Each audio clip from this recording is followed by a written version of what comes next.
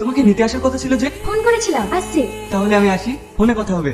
আমার তোমাকে ছেড়ে যেতে ইচ্ছা করছে না, তোমাকে অনেক মিস করবো। তুমি কোথাকার? যখন আমার কথা তোমার মনে পড়বে তুমি আমাকে ফোন করবে, আমি তোমার ফোনের অপেক্ষায় থাকবো।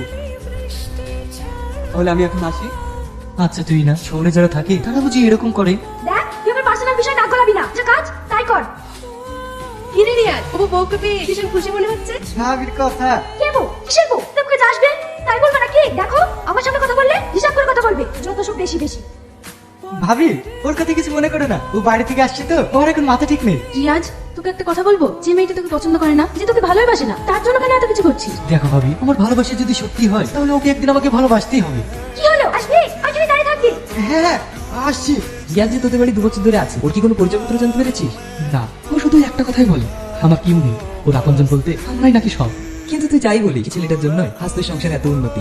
তোর নিজের ছেলে তো কিছুই করে না। তবে একটা কথা বল, এই ছেলেটাকে যেন ঠকাইস না। আরে না না,